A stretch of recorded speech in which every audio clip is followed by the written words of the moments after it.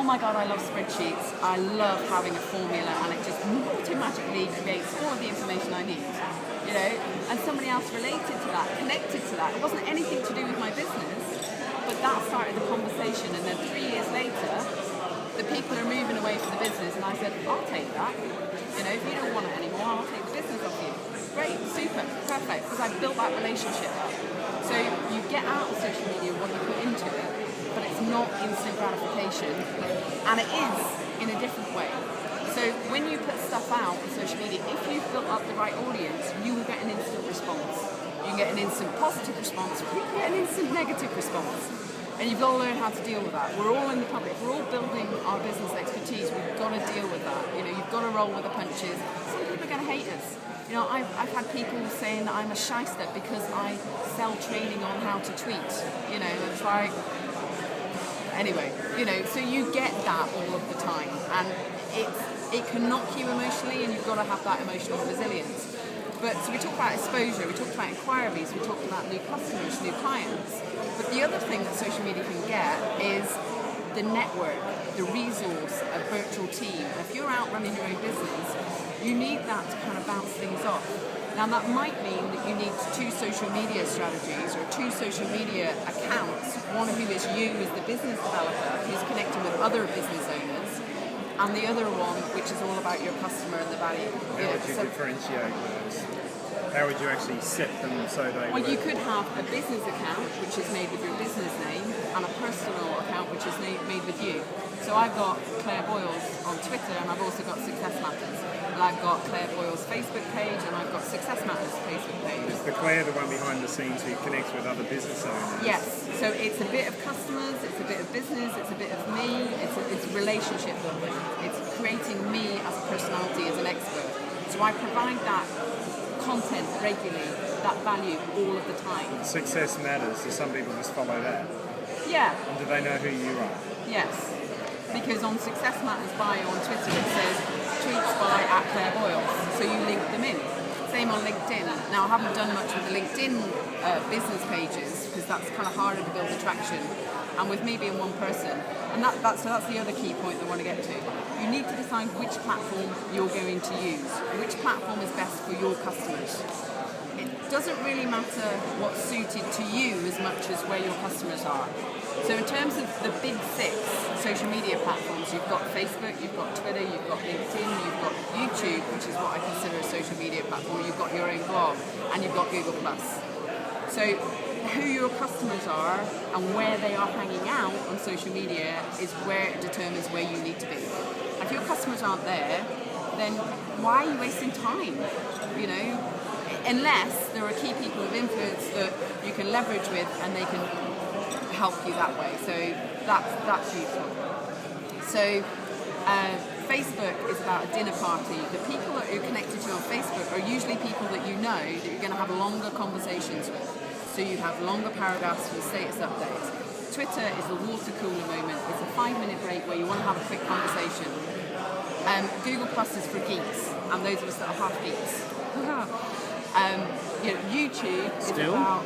Google, yes, I thought Google Plus has moved on now. It is growing, but 90% of people are geeks or half geeks on there. Yeah. In my opinion, Facebook is doing things seriously wrong at the moment, and Google Plus is growing as a result of that. But it's still predominantly geeks.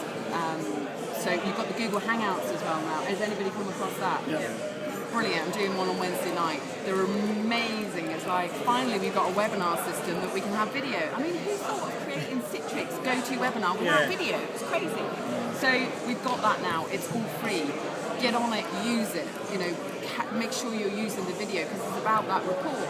So same way we need our video on our websites, we need that on social media as well. One of the things I'm starting is 2-minute marketing tips, and I'm going to put them on YouTube every week. Put out to Twitter, to Facebook, you know, LinkedIn. Have you got any social media questions? Have you got any marketing questions? They have the questions. In 2 minutes, I answer the question. It's constant marketing for me on YouTube. YouTube is the world's 2nd largest search engine. People use YouTube to search for things, especially speakers. You know, I had the whole thing that Alan Stevens says SEO is useless or not very purposeful for speakers. It depends on how you do it.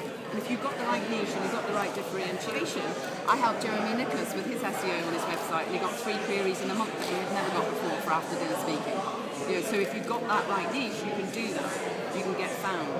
So your blog, which is what I consider part of your social media platform as well, that's the content. So we heard earlier, it's about the article, it's providing the substance. It's showing that you know what you're talking about, that you're the expert. And you are the expert. You own that niche and you focus on it because you've got your clear goal of what you want to achieve, and part of that goal should be very clear about what your brand is. I can't remember who it was saying about brand. How I describe brand is it's not about the logo. That's a tiny part of the brand. That's a visual element of the brand. What the brand is the emotional relationship that your customer has with you or your business. It's that emotional experience. And one of the challenges I have, because social media is only one part of what I do, but because I do it a lot as my marketing, I tend to get known for it. So then it's like, well, actually, I do startup marketing. I do the whole business model, the whole strategy. I'll help you go from employee to entrepreneur, building a business, doing what you love. So you can create so much, but you've got to.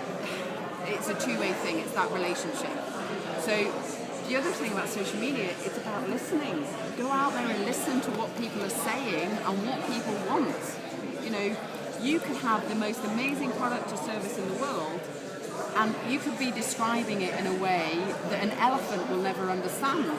But if you describe it, if you're a lion, you're going to talk in lion language. You need to be listening for what your customers are saying, what they're saying about what your area is, what their questions are, and then communicating it in their language. And sometimes for social media, that does mean that you might need to be on several different platforms because some of your customers might prefer one than another.